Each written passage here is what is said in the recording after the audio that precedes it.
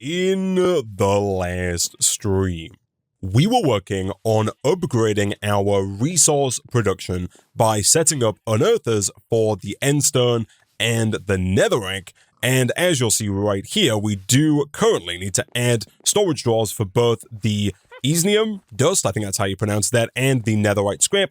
Between streams, I have gone ahead and added some more storage drawers to this wall right here to give us space for any future resources that we might want to store in those drawers. And what I've also gone ahead and done between streams as well is I've moved our gold autocrafters, as well as making some more, over to this wall and run a cable over to our refined storage controller to just make it look a little bit nicer and give us some space to expand. Going forward, should we need more gold autocrafters, although you'll see already we now have a ton of space for autocrafting going forward, and so I think for the foreseeable future this should be more than enough capacity. From a pattern perspective, we will still look at upgrading to the diamond autocrafters once we unlock that ability in the world engine. For now though, what I want to work on in today's stream is I want to work on making our way down the center line of chapter 3. To start with here, that involves getting the Ender Cell Nitro from the power mod. This is going to allow us to upgrade the world engine with this Nitro cell, unlocking even more world engine crafts for us. And while we're at it, working on power, I mentioned before the player transmitter. This is another item from power that's going to allow us to wirelessly charge our armor and our wireless crafting grid, something that is going to be particularly useful because up until now we have been spending a little bit of time, a couple of times an episode, coming back over to recharge specifically the wireless crafting grid because it doesn't hold that much charge. And going forward, we do have a couple of boss fights as well as a few dungeons and vaults that we're going to have to work our way through, and having the ability to wirelessly charge our armor whilst we're out fighting is also going to make our armor just that much better as well, and it's going to prevent us from dying if our armor happens to run out of energy. And so to get started with the power mod, we are going to need an energizing orb. This guy shouldn't be too difficult to make. It does require dielectric casing, an advanced control circuit, and some fused quartz. The dielectric casing is one of those recipes I'm going to teach, and speaking of recipes we're going to teach, let me request some more blank patterns. To do that, we are going to have to start very quickly by grabbing a few stacks of iron, a few stacks of redstone, and a few stacks of Certus quartz as well, so we can quickly do something like this to get us a bunch more quartz-enriched iron. I do think I'd like to look at automating the production of the quartz-enriched iron in today's stream so that we're not constantly having to come back over to this little puddle every time we want a bit more quartz-enriched iron for our ever-expanding refined storage system. For now though, let me quickly request maybe like 20 more patterns. Those of course are going to be automatically exported up to here, and from there we can look at teaching our system the dielectric casing. And the components of this are iron with both horizontal and vertical dielectric rods. These are also fairly straightforward to make. I'm going to teach the recipe for both of these here, both horizontal and vertical. I guess we might as well also teach iron bars while we're at it. And then the core resource from power is the dielectric paste. To make this, we can combine up some charcoal, some clay balls, and then here it does give us the option of using either a lava egg or a lava bucket, or down here we can use clay. I feel like we might as well go with the lava egg recipe simply due to the fact that we do have lava eggs being generated for us automatically. We're also, of course, making coal and clay automatically as well, and so that gives us even more dielectric paste for us to use going forward. For now, let's go ahead and whack those into one of our crafters, and from there we should just be able to go ahead and request some of that dielectric casing. Let's go for 10 to start with, just so we have some lying around in the system, because basically everything from power uses this dielectric casing. It's kind of the machine frame of the mod. And with that, I think we should basically be able to make this energizing orb. The fused quartz, I'm assuming, is not too difficult for us to make. It's not. It's made in the alloy smelter, which we do have ready over here. Let me quickly grab some nether quartz out of the system and throw that into here. We actually don't have a lot of nether quartz though, which is a little bit concerning. That's because we don't have an unearther for soul sand, which is something I didn't really factor in because we've kind of filled up our 5 slots over here. I guess we could look at getting a quartz chicken. This is made with a stone chicken and an iron chicken. The iron chicken is a flint and a bone chicken. Bone is feather and white. Feather is chicken and white. That seems pretty straightforward. And then flint is just gray and gravel. Gravel is stone and gray. So it's definitely doable. The quartz chicken is only tier 3, and we do currently have access to tier 5 seed. So we could definitely make that happen. The good news for us right now is that we do only need 4 of this fused quartz. And the other good news is that we do only need 1 energizing orb as well. And so this should be very doable with the fused quartz that we have. Back over to the energizing orb, we just need another control circuit. We don't have one lying around. That is completely fine. We can, of course, make this in our metallurgic infuser with a basic control circuit and some redstone, both of which we have. And so real quick, if we do something like this and like this, we can get enough redstone in there to make 1 advanced control circuit. At which point we now have everything we need to go and actually make this in the world engine. I guess, as always, it's probably going to be easier, even though we only need 1 of these, to just encode this recipe, place it into the world engine crafter, like so, make sure we have all of the parts in the system, and then just request the energizing orb. Never mind, it turns out that if we want to craft the energizing orb in the world engine, we do have to get our world engine up to a temperature of at least 350 degrees Celsius. Now, in a previous chapter of the quest book, we did make this resistive heater, which is for this exact purpose. So what we're going to need to do here is take this over to the world engine, power it, and then use that to heat up the resistive heater, which is then going to heat up the world engine. And so real quick, all I am going to do is grab another importer, although actually I'm fairly certain we have an energy cell over by the world engine, and so we should just be able to run a basic universal cable off of here, round into here, and then we should start to see the temperature in here increasing. I think it is possible that we might have to have that facing towards the world engine if we want it to actually transfer heat. It turns out we also have to configure this to receive heat from the front there. And then that should start to work. It totally does work. Okay, so this is very slowly increasing in heat. Right now we are holding steady on power. In here, we're currently just using 40 FE per tick. If we change that to say 500 FE per tick, the temperature should start to go up a fair bit faster. Of course, we are generating 50,000 FE per tick, and so let's try something like 5,000 instead. There is, of course, a limit on how much the basic universal cable here can move, and that limit is 3,200 FE per tick. But this looks like it's going up sufficiently fast to where we should hit 300 fairly quickly, at which point it should complete the craft for the energizing orb and drop that into our system back at home. And then from there, we can always come back and turn down the power usage on the resistive heater so that we're not just wasting power for no good reason. While we wait for that, in order to actually use the energizing orb, we are going to need energizing rods. And there are 7 different tiers of energizing rod, starting at starter, moving up to basic, then hardened, then blazing, then niotic, then spirited, then nitro. And that's the same across the power mod. You'll see that the ender cell that we're making is the nitro tier, so we do have to work our way up to the highest tier here, which is going to require nitro crystals. Those nitro crystals are pretty expensive. To make these, we need the energizing orb. It takes 20 million FE, as well as 1 block of blazing crystal, 2 blocks of redstone, and the nether star. So this is kind of what we're working towards. To get there, though, we do have to start with the lowest tier of rod. Again, I'm just going to teach our system how to make that, and I'm also going to teach the capacitors required as well. We'll encode that. This one does require tiny capacitors, which is a downcraft from the basic capacitor.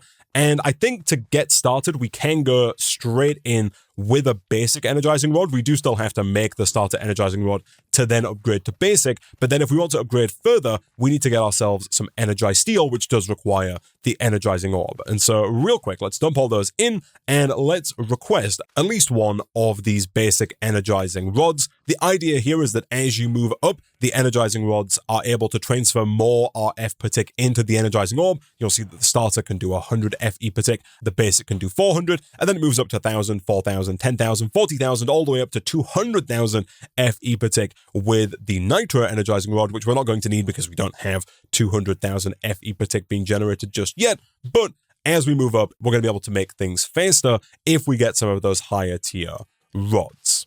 Looking at our system, we do now have the energizing orb that is ready to go. I'm going to move these machines here that we kind of needlessly made in a previous episode because I don't think we're going to need those just yet. And what I'm going to do instead is I'm going to place down some basic universal cable here because you have to put these energizing rods directly onto power cable, like so. We can then throw down our energizing orb, let's say right about there. And just as soon as we connect these cables up to power, which I think I'm going to do in the same way we've done over here, that is throwing down an energy cube and putting an importer on it, we should then be able to start using the energizing orb to make energized steel.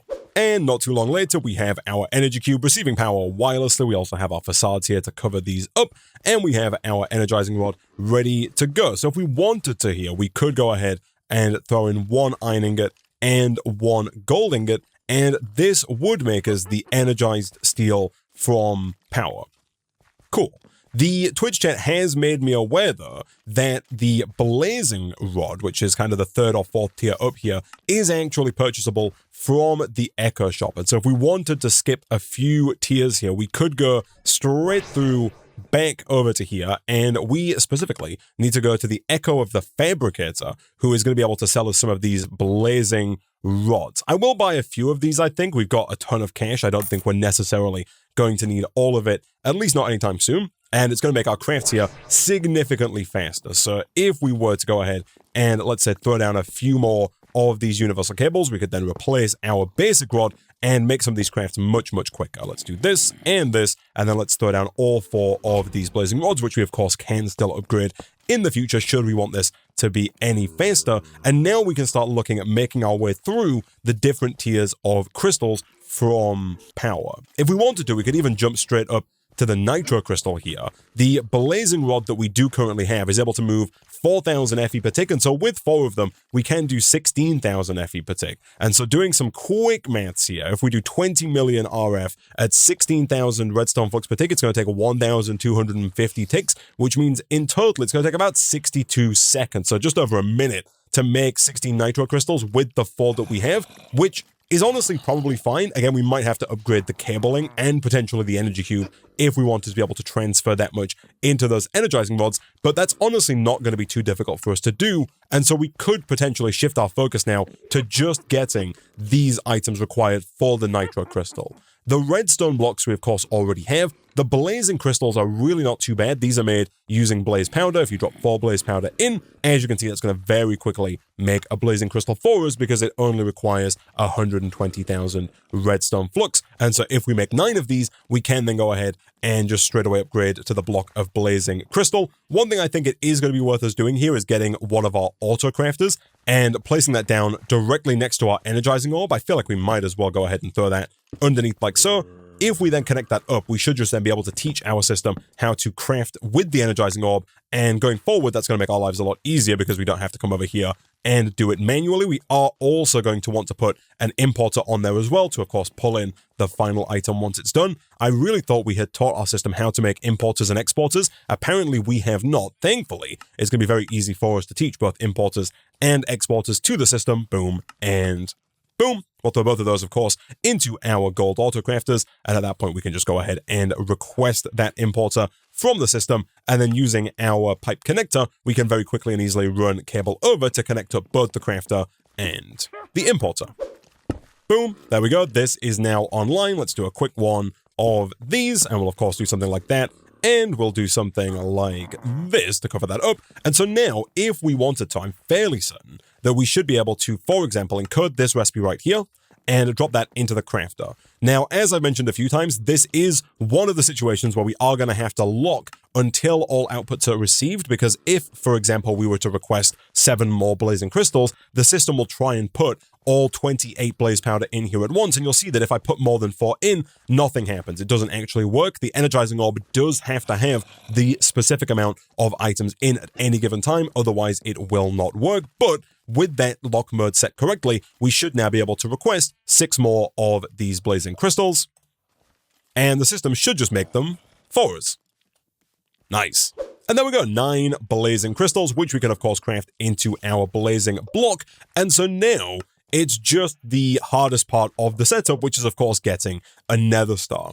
Unfortunately, we are quite a ways away from being able to get a tier 8 nether star chicken. It does require nether stars, and so there's no real way to cheese that. The good news for us again here is that we do have soul sand in the system, and it turns out that wither skeleton skulls can, you guessed it, be purchased from the echoes. If we go to the Echo of the Infernal over at spawn, we should be able to purchase 3 wither skeleton skulls, and with that, we should be able to very quickly and easily summon a wither. Even better, you get 3 wither skeleton skulls at once for just 25 coins. It's a bargain. And so now, if we head on home, we just need to summon a wither and kill the wither. Now, we could try and do this the usual way, just spawn it in and try and fight it with a sword. However, I'm fairly certain that if we get the mob grinder from Draconic Evolution, which isn't too difficult to make, it does require 2 diamond swords here, very easy for us to craft, as well as 1 Wyvern energy controller. This requires a Draconium core, which is 4 Draconium ingots, 4 gold ingots, and a diamond. We did set up Draconium ingots in the last episode, and so this is also not going to be too difficult for us. This, I'm fairly certain, is going to be able to basically instant kill the Wither for us. And so what I'm going to do, I'm going to grab another importer so that we can power this mob grinder. And then if we place this down in such a way that it faces the Wither as it spawns, I'm fairly certain that it's going to instantly kill the Wither for us and give us the Nether Star without us having to lift a finger. Real quick, I'm also going to take the time here to just quickly teach our system how to make the importers and exporters, because we do keep making these. I'll also teach it how to make the hoppers required for that as well, and we'll just throw all of those in to one of our crafters here. That's going to save us some time in the future, just to also make sure that we don't destroy our entire base. What I think I might do is kind of dig out in this direction just a little bit so that as the Wither is spawned, it might do a bit of damage to this area around here, but it's not actually going to destroy any of our useful stuff. So what we're going to do, we're going to place this down. I'm fairly certain it goes down facing the way you are when you place it. So you want this skull side facing towards the mob. In here, you can click Show AoE, which will show the area in which this is going to work. And for us, all we need to do is connect this up, of course, to our main power exporter right here. That's going to go ahead and provide power to the mob grinder. And so now all we need to do is place down our Wither, and we should be good to go. Now, at some point along the way, I do appear to have lost a Wither skeleton skull. I'm not entirely certain how that's happened. I'm assuming I've accidentally dropped it at some point between buying it and here. I didn't check to make sure we got 3. I'm fairly certain we did. I'll have to check the VOD afterwards, but real quick, I'm going to have to purchase 3 more skulls here. Boom, there we go. Now let me put those safely in my inventory so I don't drop them on the floor. Let's head on back through to our base, and if we place down that last Wither skeleton skull, I think we should be good to go. So if we do this, it's going to summon the Wither. The Wither, of course, is going to charge up and then explode, but if this works as I think it should, the Wither should die almost immediately after the explosion. And it totally does. Fantastic. Look at that. And we get our Nether Star right away. And so if we wanted to, we could also do that 3 more times to get 4 for the Nether Star chicken. I don't think that's super necessary just yet, but now with this, we can go boom, boom, boom, and boom, and that is going to slowly but surely, over the course of the next 60 seconds, pump enough power into this energizing orb to get us the Nitro Crystal. Now, again, immediately you'll see here that we are running into a bit of a power problem. I think that power problem is probably due to the basic universal cable. The good news here is that it's not particularly difficult to upgrade from the first tier of basic universal cable up to the advanced universal cable, which is capable of moving 51,000 redstone flux per tick. In fact, if I'm not mistaken, I believe that we can just take one of these infused alloys and right-click it onto our pre-existing basic universal cable. That is going to pop off all of the facades, but it is going to upgrade them in place so that we don't have to break and replace them manually, at which point we now should be moving power into that much, much faster. Again, I think the next problem here is potentially the basic energy cube, which I think is also limited on how much power it can input and output. And you'll see here that limit is only 1,600 FE per tick, which is unfortunately not as much as we would like. The downside here, of course, is that we can't put the importers directly on the advanced universal cable, and so we are going to have to upgrade to a higher tier cube to be able to do that. And a quick upgrade to elite later, if we throw that down, this can now transfer up to 25,600 FE per tick, and so we should, in theory, as soon as we set the top here to output, start to see these actively filling up with power and start to see this running at full speed.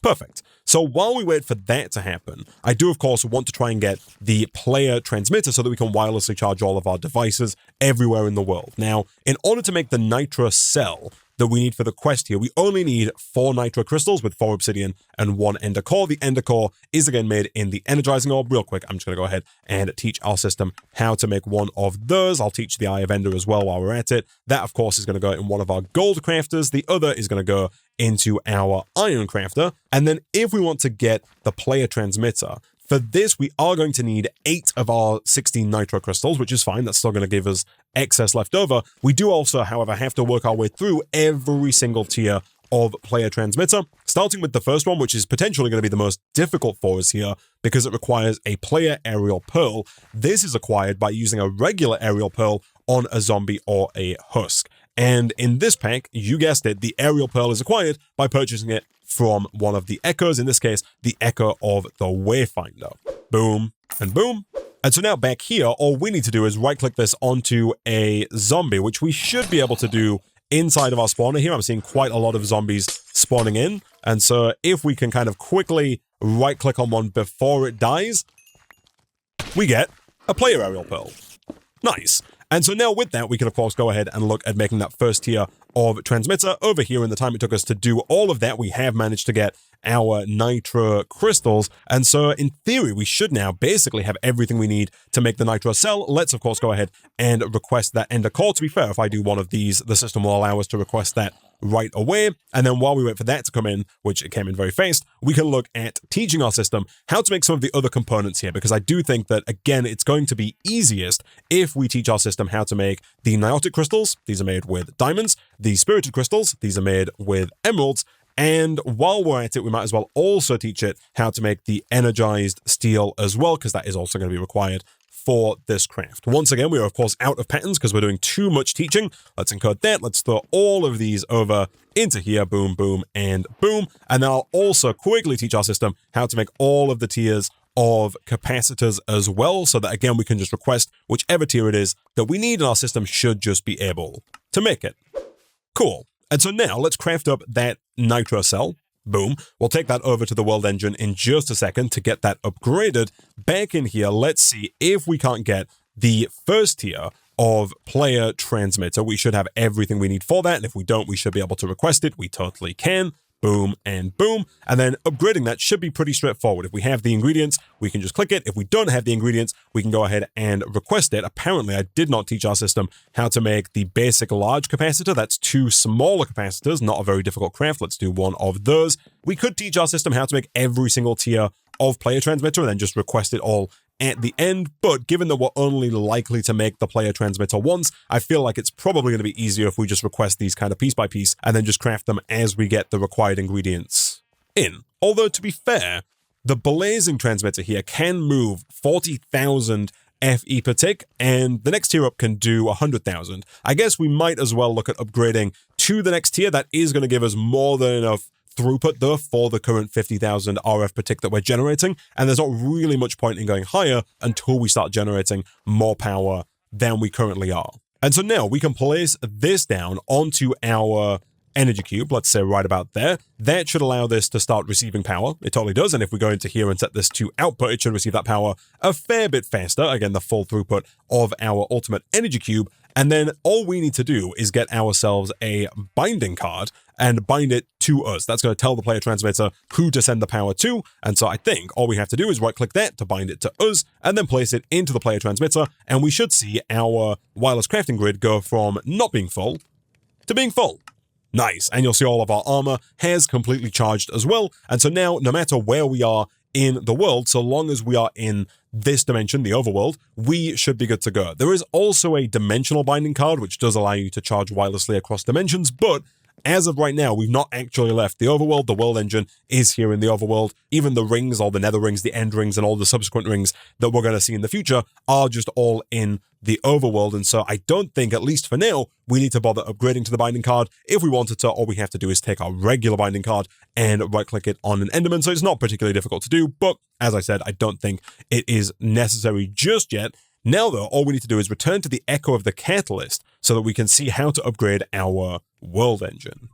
So, you've heard of dragons, right? Those mythical, regal, flying creatures with scales harder than diamonds? Well, the WERK says they don't exist in your world, but somewhere out there, their eggs do. And of course, they're locked inside another vault, because nothing good ever comes easy, right? No clue what you'll run into down there. Maybe even a dragon itself. What I do know is that you'll need a dragon egg to craft Enderium for my next upgrade. Best of luck. Okay, so we need to get a dragon egg, and that does take us on to the next quest here, which wants us to get a dragon egg to make the Enderium blocks for the next world engine upgrade. But to do that, we have to locate the chicken jockey vault, and we have to summon a mighty ender chicken. I believe we have to fight the mighty ender chicken as well. And as the quest book says here, this can be a very difficult fight if you are not prepared. And so we are going to have to prepare a little bit before we head out to that fight, but I do believe now that we should be able to go ahead and auto-build this world engine upgrade. Let me quickly head on back through to the world engine. And let's see, can I submit and assemble?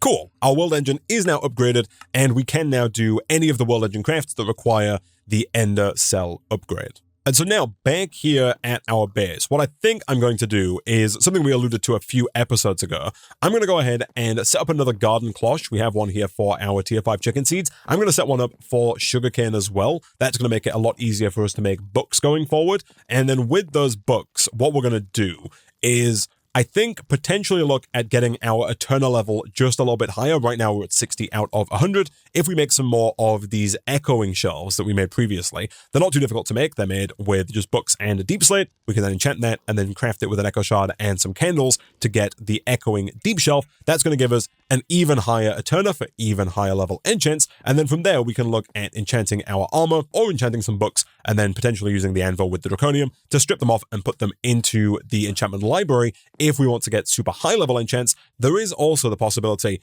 of using the tomes from Apotheosis. These are pretty nifty in that you can craft these fairly easily with just books and a blaze rod, and you can then enchant these as if they are chest plates. And so if I was to put this tome of chest plates into the enchantment table, it would then apply the chestplate enchants to that tome, and then I think from there we could just place that directly into the enchantment library, kind of cutting out the middleman of using the anvil here. Either way, real quick, I'm going to get that second garden cloche and some more bookshelves, and then we'll look at doing some enchanting. And not too long later, 1 and 2, I'm going to make 3 of these because we can get up to a max of 75 Eterna with the echoing deep shelves, and right now we are at 60. So if I put the first 2 down there, if I put one here and one here, that takes us up to Eterna 70. Now with Eterna 70, we can actually duplicate our echo shards using levels. We do, however, need to get slightly more quanta. We need 50, and we're currently at 45. The good news there is that I'm pretty sure that one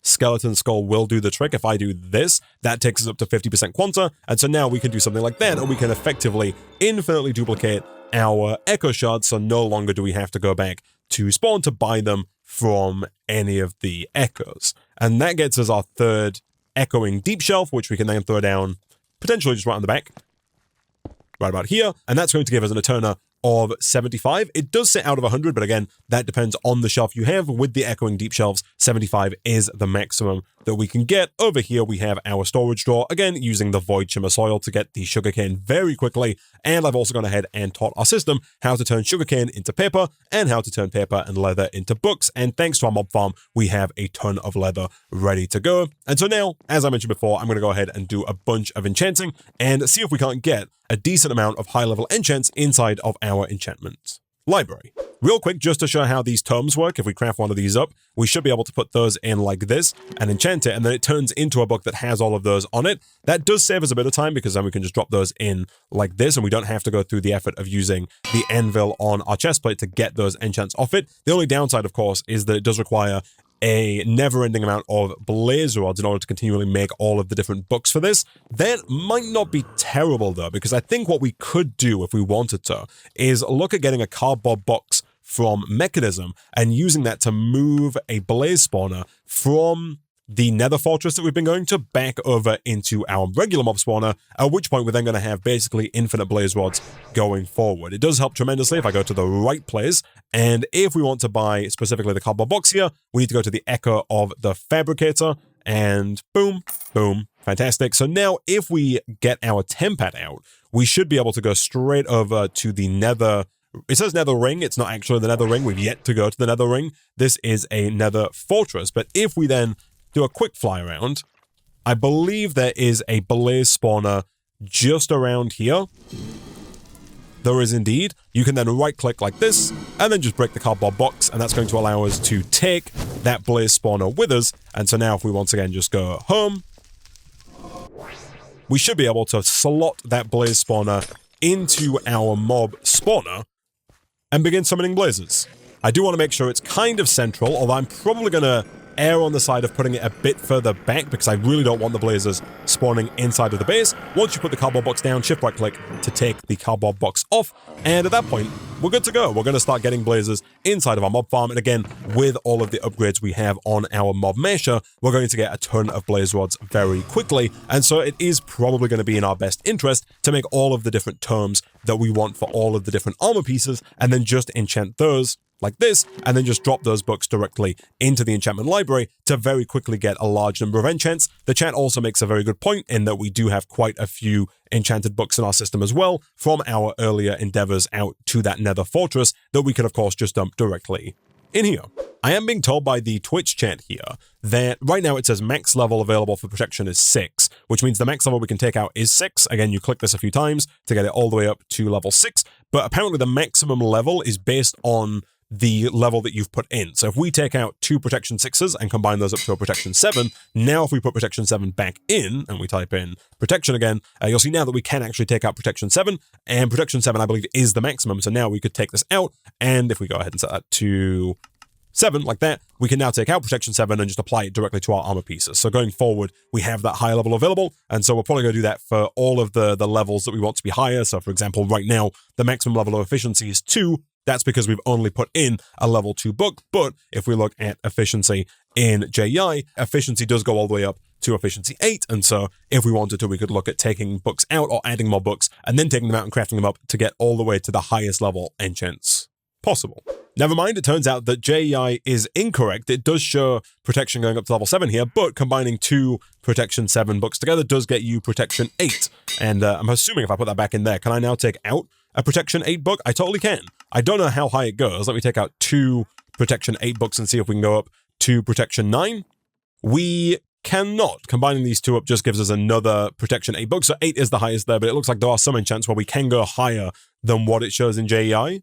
Chat is also pointing out another very useful bit of information here in that you don't have to take the books out and combine them in the anvil. If, for example, I hold shift and click, that gets us straight up to the max level, so you don't have to keep clicking, which is already much faster. But you can also go ahead and just stack the enchants directly inside of the library here. So if I go blast protection and projectile protection, that puts all of them on the one enchanting book, which we can then just take out and apply to our armor. And quite a bit of enchanting later, we have a bunch of enchants on all of our armor here. Most of them have the same enchants. We've got protection, we've got fire protection, we've got thorns, we've got unbreaking on everything. We've then also got like feather falling on our boots here. We have made a shield, which we've put unbreaking, shield bash, and reflective defense on. And we have our sword, which has sharpness, smite, sweeping edge, looting, unbreaking, scavenger, reaper, and capturing. And so I'm hopeful that that's going to make us much more prepared to fight this mighty ender chicken. There are also a few upgrades here that we can add to our Just Dire Things armor to make it just a bit better. Some of these are a bit expensive, and I think we're probably going to end up just going with invulnerability here for now. This doesn't seem too difficult to make. We need 2 shields, which is very doable, as well as 2 chest plates, also very doable, and then ideally at least one of these blank upgrades, which I'm hoping we have what it takes to make. We totally do. Boom and boom. We can, of course, then go ahead and add that to our chest plate. If we go boom and boom, we can take this. We do then need to activate this with a keybind. So just like we did last time, if we go in here, we can click on this for the settings. And right now it's got no keybind set. If I click set binding like that, mouse button 3. So now if I press a button on my mouse, and there we go, it does work. I've changed the keybind because it was a conflict, but you'll see this little shield above my armor there. For the duration of that, I believe that we are invulnerable, and then you've got to wait for it to refill back up. So it does take a little bit of time to kind of regenerate. You can't just keep spamming it. But once that's full, we can press the button again, and we get invulnerability, which again should be particularly useful here because this boss has a laser attack that will most likely kill you. So when that laser attack is coming in, we need to be ready to defend that. And that's what that invulnerability there is for.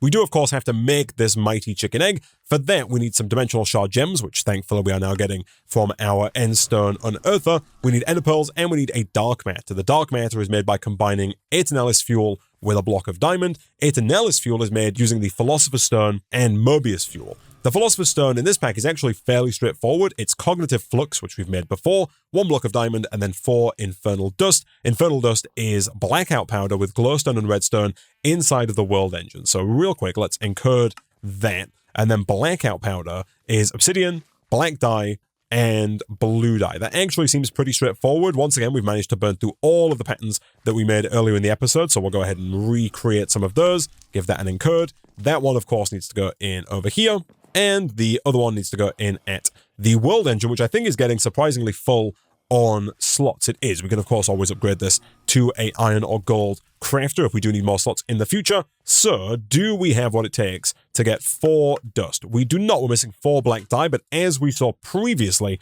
we can get black dye fairly easily by taking some coal, running that through our crushing factory to get coal dust, and then if we run that through again, we get black dye. Nice. That should be more than enough for the 4 bits of dust that we need. Start. And once that's done, we should then be able to make the Philosopher's Stone. Cool.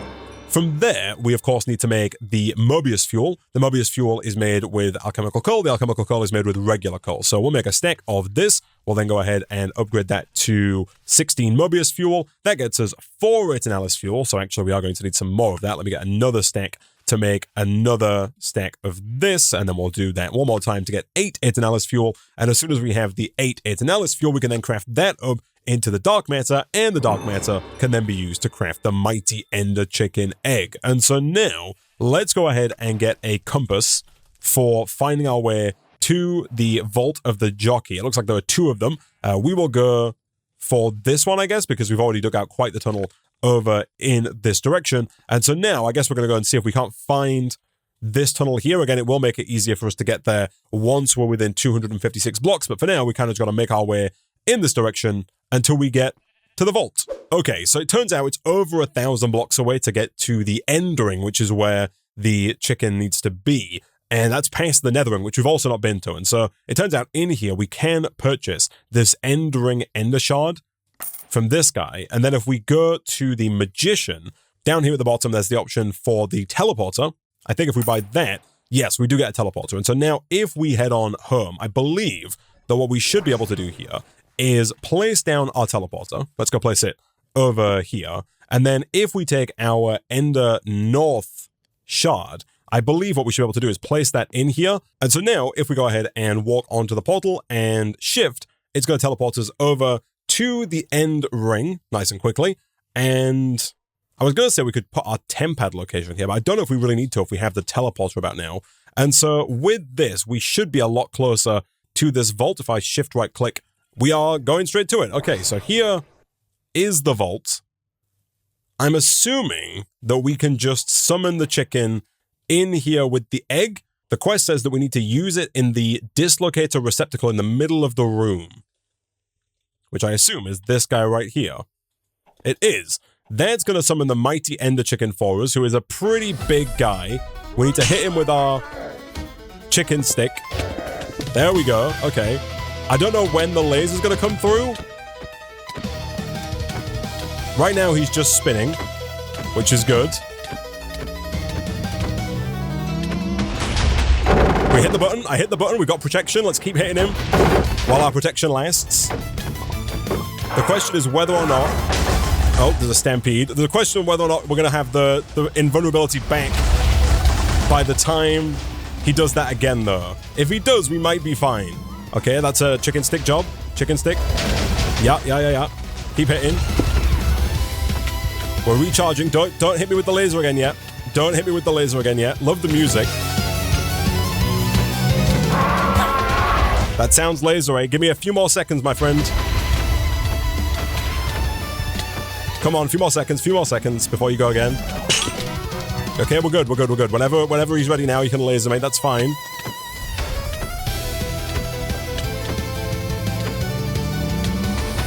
I hit the button. We're fine.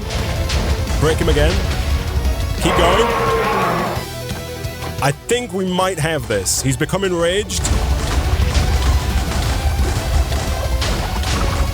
Don't laser me again. Do not laser me again.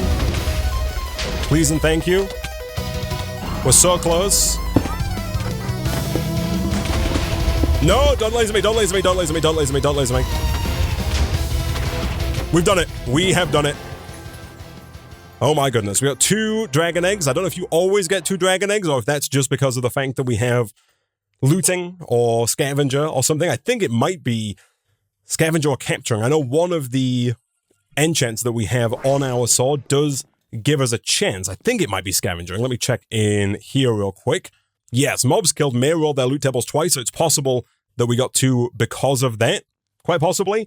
The good news is that it doesn't matter either way because you can duplicate these using the extractor, and that is recommended by the quest book. For that, we do need a kiwi, which is made from kiwi bricks, or it's made by putting skystone next to our goo. Do we have any skystone?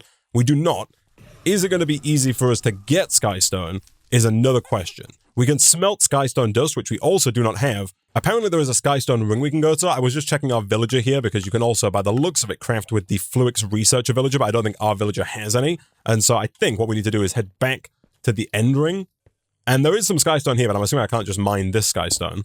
Never mind, I totally can just mine that skystone. Okay, perfect. If we head on back home, then we should now have everything we need to make the kiwi. We just need to put some skystone down next to our void shimmer.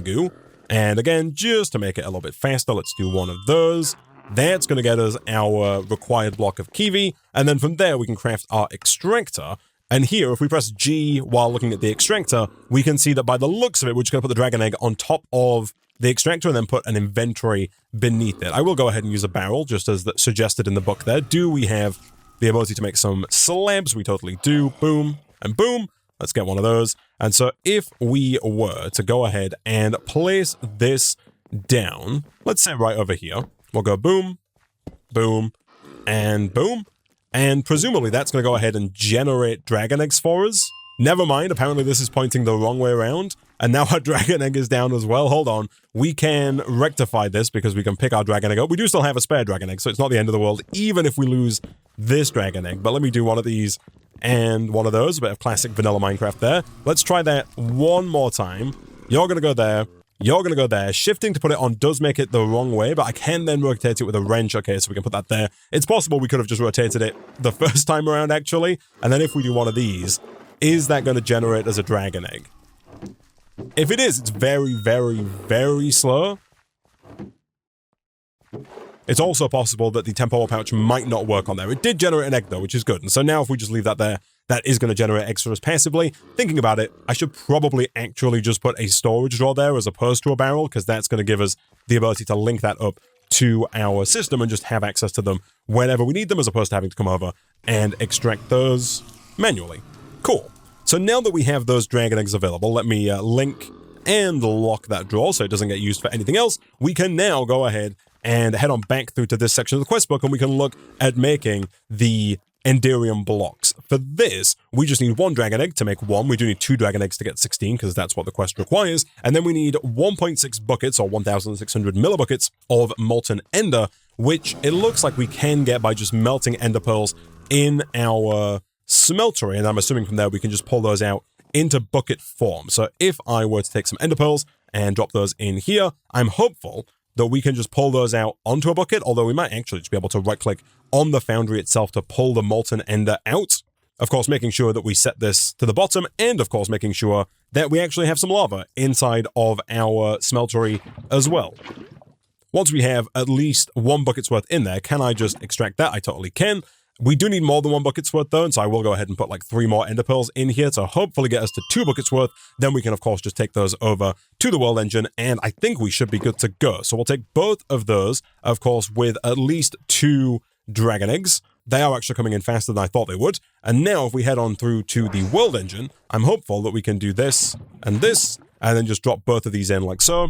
And that should somewhat quickly, especially if we do one of those, get us 16 Enderium blocks. Of course, those are being automatically imported into the system because we do have that importer on there, but that now should be that quest complete. And it is. Nice. We can go ahead and claim our rewards. While we're at it, I guess we can also go ahead and claim all of our rewards, because we do have quite a lot of those ready to be claimed, and we can put some of these back in the system for now. But that now is going to allow us, I believe, to upgrade the world engine even further. And it even does show a picture here of how you're supposed to set that up. Probably should have looked at that before we did it. But now if we head back to the Echo of the Catalyst, we should be able to upgrade the world engine. You will notice that WERK has given you some extra tasks inside your quest book. Each will require you to expand your knowledge even further along a specific technical field. Along with the Enderium, you'll need tougher machine frames, empowered minerals, and more advanced circuitry. Once you master that, you'll be able to craft the advanced machine blocks that allow you to push your world engine to the next level.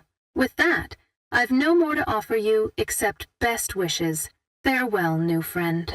Farewell to you as well. Over here, we can go ahead and upgrade with the Enderium blocks. We'll submit that and get our Enderium upgrade. Oh, I can still look in here. There's also a Tesseract upgrade that we can look at doing as well in the not-so-distant future. But that, of course, once again, is going to give us even more recipes that we can now create using the world engine, and it has also unlocked the bottom section of the quest book here. We have already made the atomic reconstructor, and we already have black quartz, but now we need to look at getting into industrial foregoing for some plastic. We need to look at getting into Orotech with the assembler. We've got more industrial foregoing with this advanced machine frame. We have got more actually additions with the empowerer and their empowered blocks, and then more Orotech here with this flux gate as well, and the Enderic laser. And so next time, I think we'll come back and we'll look at working on these 5 quests here and seeing if we can't get down to this advanced machine block for the world engine. Of course, now that we also have our upgraded armor and weaponry as well, we can also start to look at completing the left side of the quest with things like the Ignis fight. And I believe there was also, the Arcane Grove as well, which we wanted to check out in order to complete the Tampering with Spirits quest. We've already kind of completed this right section of the quest book. We do, of course, still have to make the EMI pattern provider, the EMI quantum link chamber, and the EMI quantum ring, but all of those should be pretty straightforward now that we have the circuit fabricator and automation up and running, so this quest line isn't going to be too difficult. So like I said, next time we'll come back, we'll look at working our way through this, potentially looking at doing some fighting, and then we should be moving on from there to Chapter 4, but that is a problem for future Isaac. For now, I'm going to go ahead and ramp up this episode of StoneBlock 4 there.